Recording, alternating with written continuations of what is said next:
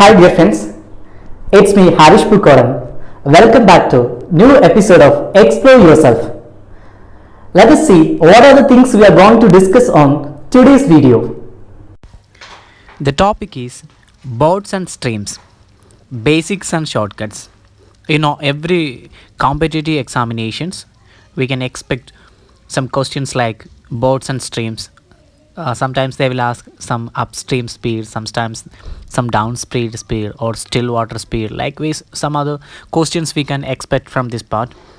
So here, first of all, we should know for basic concept. One is speed of boat in still water. I mean, still water means without movement. So on that time, water does not have any movement. On that time, what is the speed of boat? That's the first basic thing or concept we need to know. The second concept, speed of the stream. So there are some equations, we can move to that equation also. The third one is boat upstream speed. I'm already told you, sometimes they will ask upstream speed. The fourth one is boat downstream speed. So that is the fourth concept we need to understand or we need to study before doing the problems. So boat and stream have two streams. One is upstream, other one is downstream. We need to understand what is upstream and what is downstream. Then only we can do the problems. Here you can see the picture of a river and a boat and man.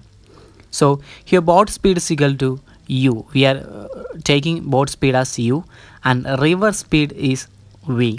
We know river also flowing, so it's also have an speed, and so river speed is v and boat speed is u. So what is upstream? Here a river is flowing in a direction and you are going in opposite direction to it. So this is the upstream. You are going against it. That is upstream. So downstream means a river is flowing in a direction and you are going in the same direction. So that is downstream. So now you got the idea about upstream and downstream. So you should understand these two concepts because a lot of problems deals with upstream and downstream questions. So now we can see the equations or formulas for finding out this four concept. The first one is speed of the boat. Speed of the boat in still water is equal to half a plus b. So that is the equation for that. Then second one is speed of the stream is equal to half a minus b. So next one is boat upstream speed is equal to u minus v kilometer per hour. U is boat speed and v is river speed. The fourth one is boat downstream speed is equal to u plus v kilometer per hour. If you understand this all four concepts, you can solve any questions related with boats and streams. So now we can see the next problem number 1. A boy can row upstream 10 km per hour and downstream 20 km per hour. Find the man's rate in still water and rate of current. So whenever you got a question, first of all, let us write the given data. Here we know A is there. A means 20 km per hour. That is the speed of downstream. And B is already there. That is the upstream speed. That is 10.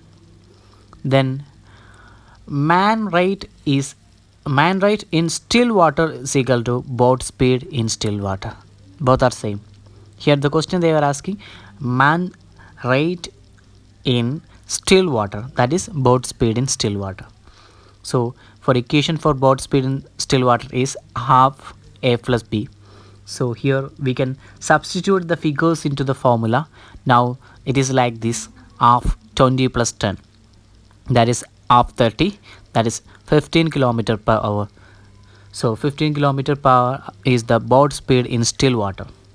So now look the second part of the question. So the second thing they are asking, rate of current. So rate of current is the stream speed.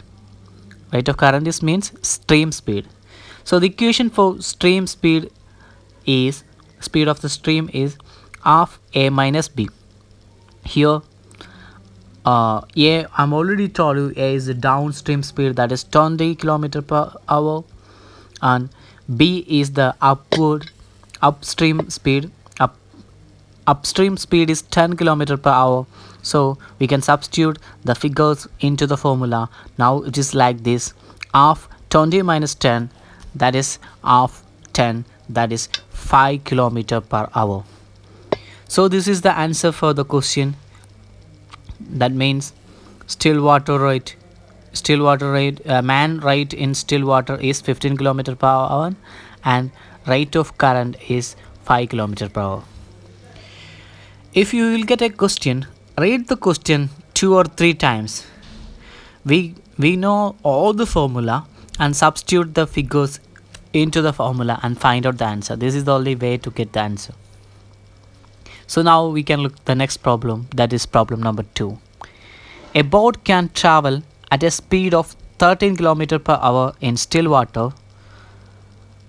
If the boat speed of stream is 4 km per hour, find out the time taken by the boat to go 68 km downstream. So here, to find out the time taken, so that's the question. So first of all, we need to write down the given data. Let us write the given data. So we have given distance, that is 68 km per hour, and first we find out the speed, that is downstream speed is there. For downstream speed, equation is equal to u plus v kilometer per hour. U means, I'm already told you, u is the boat speed is, and v is the river speed. Boat speed is 4 km per hour, a river speed is 13 km per hour. So u plus v is equal to 4 plus 13, that is 17 km per hour is the downstream speed. So now we know the distance, that is 68 km, and we know the speed also, that is 17 km per hour. So we already discussed speed is equal to distance by time. We already made some videos on regarding with this. So if you have any doubt regarding this equation and all, we were already discussed this matter earlier. So you can look the video and search the video from our YouTube channel itself. So speed is equal to distance by time. We know distance and speed, so we need to find out the time. So we are rearranging the equation like this: time is equal to distance by speed. So distance is 68 and speed is 17. So 68 by 17 is equal to 4. Time is 4. So answer is 4. So there are, I only ask, find out the time taken by the boat to go 68 km downstream is 4. Today we solved 2 problems. If you want to get more knowledge, or you want to get easy about this boat and stream problems, you should practice more problems. I'm already told you we were discussed 2 problems here, so you can change the figures in that given problem, and you can work out that problem and find out the solution for the problems and make it easy. And this type of questions we can expect all competitive examinations. Definitely we can answer for this question. Okay, thank you. Hi dear friends, I thought this information is useful for all the people who are going to write the competitive examination. Please share this information among your friends and relatives. If you want to get the videos like this video, please subscribe our YouTube channel Explore Yourself with Harish Pukodan. I wish you all the very best for each and every person. It's me, Harish Pukodan.